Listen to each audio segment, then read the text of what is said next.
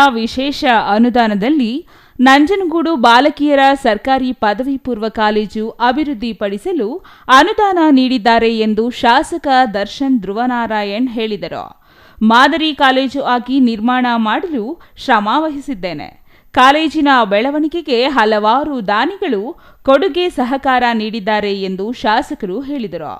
Education ಟ್ರಸ್ಟ್ನಿಂದ ಈಗಾಗಲೇ CET coaching ವಿದ್ಯಾರ್ಥಿಗಳು ಅನುಕೂಲ ಪಡೆಯುತ್ತಿದ್ದಾರೆ.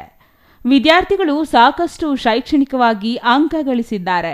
ಕಾಲೇಜು ಮತ್ತು ಶೈಕ್ಷಣಿಕ ಗುಣಮಟ್ಟವನ್ನು ಹಂತ ಹಂತವಾಗಿ ಅಭಿವೃದ್ಧಿಗೊಳಿಸಲು ಕ್ರಮ ಕೈಗೊಳ್ಳುತ್ತೇವೆ ಎಂದರು.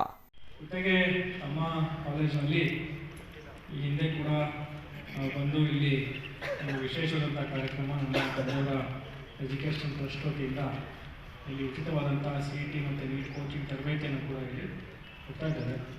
ಅದಕ್ಕೂ ಕೂಡ ಈಗ ಉತ್ತಮವಾದಂತಹ ಒಂದು ರಿಯಾಕ್ಷನ್ ಬರ್ತಾ ಇದೆ. ಅದು ಕೂಡ ಚೆನ್ನಾಗಿ ನಡೀತಾ ಇರುತ್ತೆ. ನಮ್ಮ ಪ್ರಾಂಶುಪಾಲರು ತಿಳಿಸ್ತಾ ಇದ್ದಾರೆ. ಅದರ ಸದುಪಯೋಗವನ್ನು ಕೂಡ ಅವರು ಪಡ್ಕೊಬೇಕಾಗ್ತದೆ.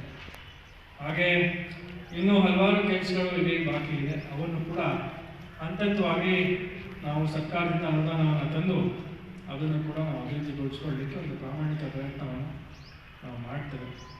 ಇನ್ನು ಈ ಸಂದರ್ಭದಲ್ಲಿ ಮಾಜಿ ಶಾಸಕ ಕಳಲೆ ಕೇಶವಮೂರ್ತಿ, ಪ್ರಾಂಶುಪಾಲ ಚಂದ್ರಶೇಖರ ಬಾಬು, ಕುರಟ್ಟಿ ಮಹೇಶ್, ಶಂಕರ್ ಮತ್ತಿತರರು ಹಾಜರಿದ್ದರು.